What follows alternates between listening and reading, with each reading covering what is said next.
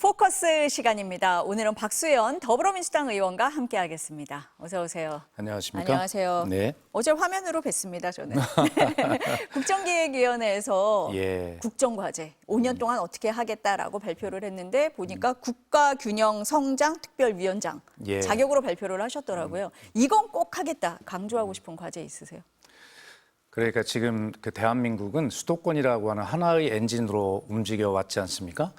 지금까지 아마 그것도 굉장히 유효한 수단이었어요. 그러나 더 이상 유효하지 않다는 것이 지난 시간 쭉 증명이 되고 있고 당연하게 받아들이고 있습니다. 그래서 지금은 수도권이라고 하는 하나의 엔진이 아니라 5극 3특이라고 하는 여러 개의 엔진으로 대한민국이 움직여야 한다. 이런 것이죠.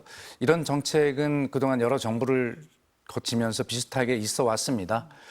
지방의 수도권에 대응할 수 있는 새로운 거점들을 만들어서 국토 전체의 경쟁력을 키운다는 이런 뜻이죠.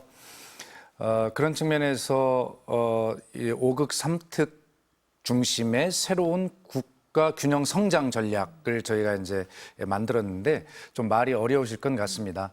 근데 이 중에서 이제 꼭 하고 싶은 건 뭐냐면 그동안에는 어떻게 되는지 정답은 다 알았어요. 그런데 정답을 답안지에 정작 쓰지 못했습니다. 이재명 정부에서는 이 정답을 좀 더 정밀하게 도출을 해내고 그것을 반드시 답안지에 쓰겠다 이런 어떤 각오로 임했고요. 사실 어제 제가 이제 국민보고대를 통해서 발표를 드렸습니다만 그 중에서 이미 앞으로 하겠다가 아니라 이미 결정이 돼서 한 중요한 제도의 변화가 많습니다. 우선 특히 이 지역 발전의 발목을 잡아왔던 예비 타당성 조사라는 거 있지 않습니까? 네. 그 규모가 500억 원 이상이면 조사를 받아야 돼요. 그렇기 때문에 지역에서는 아무것도 없는 허허벌판에 새로운 투자를 하려면 경제성이 나오지 않기 때문에 그래서 그동안에는 거기에 정책성도 붙여보고 문재인 정부 때 균형 발전성도 붙여봤지만 그거 가지고도 어려워요.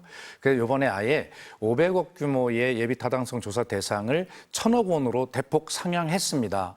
그리고 R&D는 예타 조상에서 아예 제외했고요. 그래서 새로운 AI 시대를 열어가는데 지방이 굉장히 중요한 역할을 할 수 있도록 한 것이고요. 그다음에 지금 말씀드린 경제성, 정체성, 균형 발전성 여기에 더해서 이번에 어떤 균형 성장 평가 항목을 예비 타당 조사에 더했습니다. 다시 말해서 5극 3특이라고 지방마다 이제 특화된 산업 배치 전략을 세우는데 허허벌판에 어떤 뭐 산업 전략을 하는데 경제성을 따지면 안 나오겠죠. 그죠? 경제성이. 네. 그러나 여기에 이 산업을 배치했을 때 창출할 수 있는 미래 가치가 어떻게 되는 거야? 라고 하는 것을 지표로 따져서 한번 이걸 사업 결정을 하는데 써야 된다. 이러한 것들은 사실 지역에서 지역 단체장을 하거나 정치인들 하는 사람들은 굉장히 바라던 바였는데 과거에도 정답은 알았어요. 근데 그걸 하지 못했습니다. 이번에는 아예 저희가 앞으로 하겠다가 아니라 그 제도를 전면 이미 개선했다. 국정기획위원회 중에. 어제 그래서 자신 있게 발표를 드렸고요. 네. 기왕에 좀 시간을 좀 주시면 또 중요한 것은 그런 구조, 제도의 혁신과 함께 재정의 문제 아니겠습니까? 그렇죠. 그래서 재정 전략과 구조 혁신의 문제인데 이 재정 전략을 어떻게 할 것이냐. 지금은 중앙부처가 보조금을 가지고 딱 틀켜쥐고 있는 것이죠. 그래서 이것을 그 지역균형발전 특별회계, 지특회계라고 하는데 여기에 그 자율개정이 있습니다. 이것은 시도지사, 자치단체장이 스스로 계획을 세우도록 그렇게 한 자율성을 보장하는 그게 굉장히 중요하거든요. 그래서 그런 자율개정으로 중앙부처 보조금을 대폭 이관했습니다. 그래서 올해 그런 자율개정의 전체 금액이 한 3조 8천억 정도 되는데 뭐 자세한 금액은 제가 방송에서 발표할 수 없습니다만 그 자율개정으로 이미 2배 정도 내년에만 26년에만 2배 되는 수준으로 이미 자율개정으로 대폭 이관했다. 그래서 이 새로운 지역 균형 성장의 국가 균형 성장의 이 설계도를 이제 만든 것인데 그것이 실천될 수 있도록 하는 재정 전략과 이 구조 혁신 전략 이 두 가지를 튼튼하게 짰고 이미 그것은 하겠다는 미래 약속이 아니라 이미 이 국정기획위원회 중에 과정에 이미 제도로 하기로 그렇게 결정이 된 부분도 꽤 많다 이런 보고 말씀을 어제 드렸습니다. 지방 어렵다는 얘기 많이 하잖아요. 네. 지금 의원님 말씀대로 좀 정말 정답을 꼭 적으셔가지고 좀 나아지는 계기가 됐으면 좋겠다. 아마 들으시는 분들도 그렇게 생각을 하실 것 같습니다. 그렇습니다. 네, 네. 꼭 정답을 써주세요. 네. 네. 현안으로 돌아와 보겠습니다. 네. 김건희 씨가 오늘 특검 조사를 받았습니다. 네. 뭐 진술 거부권을 썼다 뭐 이렇게 얘기는 하는데 그래도 윤 전 대통령은 아예 조사에도 안 나갔잖아요. 좀 다릅니다. 어떻게 보세요? 아이고, 글쎄, 제가 지금 국정기획위원회에 전념을 2달 동안 하다가 지금 잠시 전에 해단식을 마치고 막 오는 길이라 네. 저한테는 현안이 네. 국가균형성장이 현안입니다. 네. 이 정치가 현안이 아니고. 네, 네. 그래서 지금 질문하시는 내용을 자세히 이제 제가 들여다보지는 못했는데 아마 이런 것 같아요. 우선 첫째는 이 대통령 내외가 부부가 모두 다 구속되는 초유의 사태에 대해서 대한민국 국민과 대한민국이 정말 부끄러운 지경이 되었지 않습니까? 그렇게 나라를 만들었으면 대통령과 영부인이 자리에 있었던 사람들인 만큼 본인이 약속한 대로 법적으로 도덕적으로 정치적으로 모든 책임을 지겠다고 당당히 약속했던 그 약속이라도 지켜야죠. 그러나 그 약속마저도 지키지 않고 저렇게 하는 모습을 보면서 너무나 부끄럽죠. 세계의 모든 언론에는 우리 대통령 부인의 어떤 그 부패 스캔들로 보도가 되고 있는데 이것은 소위 후진국에서나 볼 수 있는 뉴스 아니겠어요? 이런 측면들에서 본인들이 의 책임감을 지금이라도 좀 정확히 느꼈으면 좋겠고요. 윤석열 전 대통령의 그런 측면을 다시 한번 주문하고 김건희 여사 같은 경우에는 아마 어떤 정치적인 목적이 있지 않나 이런 생각이 드는데 본인이 이제 지금 뭐 구속 적부심 같은 것들 신청도 하고 여러 가지 주장을 하지 않겠어요? 그런 측면에서 내가 도주의 우려가 없다. 또 이런 재판이나 특검의 수사에 조사에 이렇게 성실하게 임했다. 이런 곳에서 점수를 좀 따가지고 어떤 구속 적부심이나 이런 것들을 판단을 받는데 유리하게 작용하려고 하는 그런 어떤 법 기술이 아닐까 그런 생각을 해보고 있습니다. 뭐 조사에 뭐 응하는 것 자체가 뭐 성실해서 그런 게 아니라 이것 또한 법 기술일 거다. 네, 저는 의원님은 그렇게 이렇게 생각합니다. 보시는 거네요. 예. 뭐 2달 동안 그 국정기획위만 하셨다 그러는데 그래도 나토 목걸이는 하실 것 같아요. 나토 순방 때 착용했던 목걸이. 예. 이게 논란이 됐잖아요. 네. 서희건설 회장이 선물을 했다라고 하면서. 네. 그런데 더 문제는 선물을 하면서 인사청탁을 했다라고 얘기를 한 거잖아요. 그럼 영부인에게 목걸이를 주면 자리를 내주나? 이렇게 볼 수가 있거든요. 예, 그래서 저도 언뜻 그 언론에 이렇게 제목을 하나 봤는데 매관매직이라는 말이 나오더라고요. 정말 이분들은 뭐 방송에서 죄송한 표현입니다만 대통령이 되어서 대한민국을 어떻게 끌고 갈까, 대한민국 미래의 어떤 비전을 제시할까를 위해서 대통령 선거에 출마하신 분들이 아니라 어떻게 해먹을까를 결심하고 나온 분들이 아닐까 이런 생각이 들 정도예요. 한 일을 보면. 그중에 하나가 지금 말씀하신 대로 그 목걸이, 고가의 목걸이를 받고 그다음에 2번째의 만남인가에서 사위가 윤석열 정부에서 일할 기회가 있으면 좋겠다는 취지의 청탁을 했다는 것 아닙니까? 감히 어떻게 이럴 수가 있는가 이해가 안 갑니다, 저희들은. 그래서 어떤 정부가 유능하다, 무능하다라고 이렇게 평가를 할 수도 있겠지만 이 윤석열 정부는 유능, 무능을 떠나서 도대체가 그냥 어떤 부패로 덩어리진 공적인 어떤 업무나 이런 것들을 수행하려고 하는 의식과 자세와 기본 실력도 전혀 갖추어져 있지 않은 이런 사람들에게 너무나 큰 국가의 공적 권력을 우리 국민이 위임해줬구나 이런 생각이 들고 그런 사람들에게 정권을 내준 정말 민주당 소속의 그런 정치인으로서 국민께 너무나 죄송하다는 생각이 사실 듭니다. 예. 의혹이 계속 나오고 있잖아요. 앞서서 나오신 그 국민의힘 전 대변인은 이제 시작인 것 같아서 더 불안하다 뭐 이런 말씀도 하셨어요. 민주당 대변인이 하신 말씀이 아니라 아닙니다. 국민의힘에서 이렇게 말씀을 하실 정도예요. 네. 그중에 하나가 또 대통령 관저 특혜 예, 의혹이잖아요. 네. 그래서 21g을 어제 압수수색을 하고 감사원도 압수수색을 했어요. 예. 감사원은 특혜가 없었다라고 결론을 냈단 말이에요. 이 그러니까요. 점은 어떻게 보십니까? 아니 그러니까 이 예. 감사원이 저는 참 큰 문제라고 생각하는데 민주당에서 이 대통령 관저에 관한 여러 가지 의혹을 이야기를 하면서 특히 윤건영 의원이 이제 주로 많이 했는데 그 안에 어떤 보지 못하던 건물이 있는데 이거 고급 골프 시설 아니야? 뭐 이런 어떤 의혹들을 제기한 적이 있어요. 그런 것에 대해서 감사원이 감사를 진행했는데 그런 부분을 싹 빼놓고 했어요. 아예 부실 감사를 한 것이 아니라 아예 감사를 하지 않은 거죠. 예, 봐주기 그냥 한 거예요. 그래서 감사원이 부실 감사뿐만이 아니라 봐주기 감사, 은폐 감사, 감사를 하지 않은 거고 오히려 이것은 은폐를 해준 거다. 이렇게 이제 저희들이 보는 것이어서 감사원의 위상을 완전히 그 3년 만에 그냥 땅에 떨어뜨려 놔서 앞으로 이 감사원의 신뢰를 국민들께 어떻게 회복시켜 드릴까라고 하는 것이 감사원의 큰 과제로 남겼어요. 한 2, 3년 만에 이렇게도 나라의 시스템을 망가뜨릴 수 있다라고 하는 그런 참 특별한 능력을 보여준 사람들이다 이런 생각이 들고요. 그다음에 21g이라고 하는 회사는 회사 이름은 참 겸손합니다. 굉장히 가볍고 작아 보이죠. 그러나 해먹어도 그렇게 크게 해먹습니까? 그리고 21g의 이 대표나 이런 사람들이 관계가 김건희 여사와의 어떤 사적 관계로 대통령 부인이 되기 전부터 있어 왔던 학교 뭐 활동이나 뭐 이런 동아리 활동 등을 통해서 맺었던 그런 사적 관계들이 전부 취임식에 800명이 넘는 리스트가 전부 다 초대가 됐고 그런 사람들이 무엇이든지 다 한 건씩 다 한 거잖아요.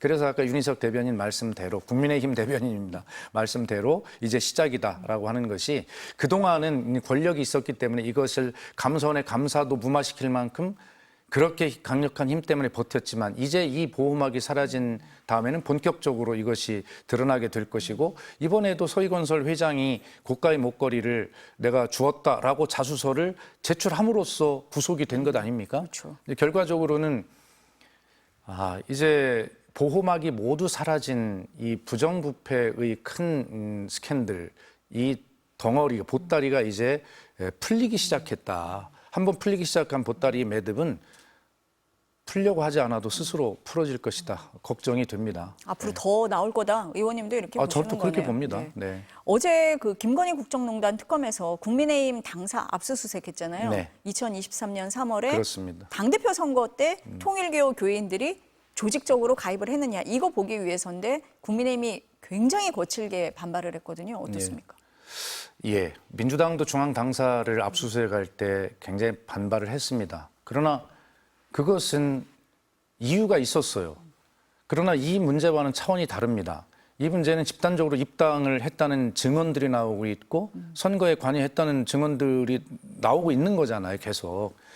그래서 저는 이 특정 종교가 어떻게 이 정치에 이렇게 개입할 수 있었는가 이게 굉장히 저는 두려운 문제라고 생각을 해요. 저도 수석 대변인이 되어서 두 번째 논평인가를 냈는데 논평 제목에 특정 종교 이름을 제가 썼다가 뭐 정확하게 이야기하면 뭐 통일교 뭐 그런 거잖아요. 썼다가 제가 제목을 지웠어요. 종교에 대한 끝까지 존중을 해주고 싶었습니다. 그래서 특정 종교라는 이름으로 바꿨어요. 그러나 계속해서 나오는 이 통일교와의 관계, 특히 권성동 전 원내대표와의 이 유착 관계와 이걸 어떻게 해결할 거냐. 이 와중에도 권성동 의원은 무슨 우리 그 MBC의 복면가왕 프로도 아니고 복면을 쓰고 골프를 치고 골프를 치는데 다른 사람들은 자기는 더워서 썼다고 하지만 다른 사람들은 안 덥습니까? 다른 사람 복면 안 했잖아요. 그렇게 복면 뒤에 숨어서 골프를 그렇게 치고 싶습니까? 이 문제는 차원이 다른 문제예요. 뭐냐면 종교의 자유는 헌법상 보장된 자유인데 그 종교는 헌법상 보장을 받으면서 적어도 정치의 중립의 의무를 지는 것 아닙니까? 그런데 대놓고 선거에 개입한 거예요. 그리고 개입했을 뿐만 아니라 여기에 특혜를 받아서 결과적으로는 나라의 시스템을 망가뜨린 데 개입한 겁니다. ODA 자금을 설계를 해서 거기에서 어떤 이득을 취했을 가능성이 충분히 제기되고 있고요. 그래서 이 문제가 너무 심각한 문제예요. 그런데 국민의힘이 그런 잘못을 해놓고도 이것을 빈집털이다, 야당 탄압이다라고 하는 것에 대해서 정말 그럴 자격이 있는가? 앞으로 어떻게 책임을 질 것인가 한번 두고 보겠습니다. 네. 국민의힘이 지금 전당대회가 한창이잖아요. 지금 말씀하신 것처럼 빈집털이 얘기가 그래서 나온 거잖아요. 네. 그래서 전환기시 징계 얘기까지 나왔어요. 네. 뭐 전당대회를 방해했다 뭐 이런 건데 오늘 보니까 경고가 내려졌더라고요. 네, 저는 그 얘기를 지금 처음 들었습니다. 중징계를 안 하고 경고를 했습니까? 네, 그러니까 원래 뭐 제명 얘기도 나오고 출당 얘기도 나오고 그랬잖아요. 그래서 기자들이 들어가는 전환길 씨한테 물어봤어요. 그걸 제명이나 출당되면 어떻게 하실 겁니까? 그랬더니 뭐 징계 따르겠습니다. 그런데 새 지도부가 들어오면 명예 회복될 것 같습니다. 라고 하고 들어갔는데 경고가 내려졌더라고요. 징계하지 말자도 많았대요. 네. 그러니까 지금 이 12.3 위헌 불법 비상계엄을 옹호하고 심지어는 동조했을 가능성이 많은 이러한 국민의 힘이 아직도 그 윤석열 대통령을 복귀시키자내든가 그런 것에 대해서 인정하지 않는 전한길 씨 같은 사람들을 하나도 징계하지 못하는, 중징계에서 제명하지 못하는 그런 정도의 정당으로 전락한 겁니다. 결과적으로는 이 전당대회나 국민의힘의 정치적 영향력 힘이, 이 남아있는 힘이 이제 전환길마저도 떠나면 그 힘도 유지하지 못한다라고 하는 불안에 휩싸인 거 아닐까요? 결과적으로는 국민의 힘이 아니라 전환길의 힘이 되지 않을까? 이런 생각입니다. 그래서 저는 무슨 비아냥거리는 게 아니라 지금 보면 국민의힘의 저 대회를 전당대회가 아니라 전길대회다. 이렇게 제가 표현해주고 싶을 정도예요. 부끄럽습니다. 예. 국민의힘 얘긴데도 부끄럽다. 그럼요. 네. 예, 정치인으로서 부끄럽다 이런 말씀이신 것 같습니다. 조국 전 대표 얘기를 안 여쭤볼 수가 없는데요. 네. 이제 사면 복권되고 오늘 밤에 출소를 합니다. 네. 어떻게 행보를 보일 걸로 예상하세요? 많은 기자님들이 질문을 합니다. 새벽부터. 좀 똑같은 질문을 네. 하시는데 더 나아가서 합당합니까? 네. 합당 아니면, 얘기를 예. 하시는 분들이 꽤 있으세요. 그다음에 조국 전 대표는 서울시장에 출마하나요? 이렇게 단도직입적으로 물어봐요. 대변인, 수석 대변인이시니까 많이 물어보나 봅니다. 네. 아니 그런데 네. 저는 그럴 때마다 기자님들에게 이렇게 설명드립니다. 우물가에서 숭늉 찾는 격의 질문이다. 네. 물론 그만큼 핫하다는 건 알죠. 관심사니까. 그러나 저는 이렇게 생각합니다. 조국 대표 부재 시에 조국 혁신당을 한번 들여다봐야 될 거라고 생각을 합니다.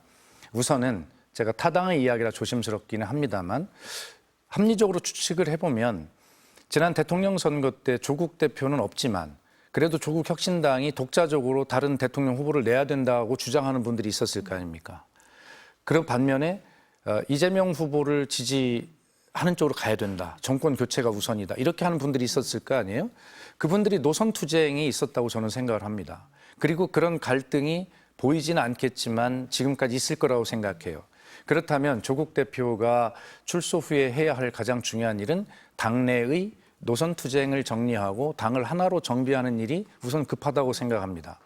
그리고 그 이후에 조국 혁신당의 미래는 어떻게 할 거냐라고 하는 어떤 앞으로의 노선을 정립하는 문제, 숙제가 또 하나 해결이 있어야 되죠. 그런 것들이 해결이 된 이후에 연말쯤으로 가면서 조국 개인은 어떻게 할 건데? 라고 하는 것들이 이야기가 되는 순서로 가야 할 겁니다. 그렇기 때문에 지금 그걸 갖고 건너뛰고 뒤에 조국은 어떻게 할 거냐는 질문은 네. 합당할 거냐까지 물어보고 있으니까요. 그러니까요. 아니 네. 그만큼 네. 핫하다는 이야기고 조금 전에 출연했던 우리 민주당의 대변인 하신 말씀 들어보니까 여권의 새로운 활력이 될 수 있다는 취지도 말씀하셔서 좋습니다. 저는 뭐 다 동의하는데 아마 저는 이재명 대통령께서 왜 이런 어떤 말이 많을 수 있는 사면을 임기 첫 해에는 정치인 사면을 안 하던 그런 관행을 깨고 했을까라고 하는 것을 생각해 보면 저는 이재명 대통령답다 이런 생각을 했어요. 어차피 이 문제는 하게 될 겁니다. 안 하면 안 되게 돼 있죠. 그것이 언론에서 이야기하는 대선 청구서가 됐든 어떻게 됐든 간에 보은이 됐든 간에 하게 되는데 할 것 같으면 내가 힘 있을 때 빨리 해치우고 그리고 나서 나는 국민 여러분과 함께 오늘 어제 발표한 국정계획 5개년 계획을 가지고 대한민국을 위해서 일만 하겠습니다. 라고 국정에 전념할 수 있는 환경을 스스로 만들었다 이렇게 보거든요. 그런 측면에서 보면 저는 이 사면의 가장 큰 승리자는 수혜자는 결과적으로 이재명 대통령이라고 생각합니다. 그런 측면에서. 그럼 이런 논란에도 불구하고 자신감이 있었다 이렇게 봐야 됩니까? 아니 언제 해도 찬반은 다 있죠. 그래서 수석 대변인인 제 논평에 보면 지지도 비판도 겸허하게 다 듣겠습니다. 이렇게 돼 있거든요. 언제 해도 지지와 비판이 다 있게 마련입니다. 그렇다면 특히 조국 전 대표의 경우에 그 반향이 크겠죠. 그렇다면 그것을 다른 것으로 빨리 돌릴 수 있는 힘을 가지고 있을 때, 다시 말해서 지금부터 이 계획서를 가지고 국민 여러분과 함께 새로운 대한민국으로 나아가겠습니다. 라고 하는 이러한 힘과 방향과 비전이 있을 때 빨리 하는 것이 맞겠다. 저는 그런 측면에서 결과적으로 이재명 대통령이 비판을 받을 요소가 있음에도 불구하고 그러나 시기를 적절하게 잘 택해서 돌파했다. 저는 그렇게 생각하고 승리자는 이재명 대통령이다. 그것은 물론 앞으로 일을 정말 전념해서 잘 해나간다는 전제하에 그렇게 평가합니다. 좀 시기가 빨랐던 거 아니냐 이렇게 말씀하시는 분들도 많지만 그렇지 않다라는 대변인님의 설명이었습니다. 제 설명이 훨씬 납득이 되지 않습니까? 납득 잘 됐습니다. 네, 오늘 말씀 여기까지 들어야 될 것 같습니다. 감사합니다. 감사합니다.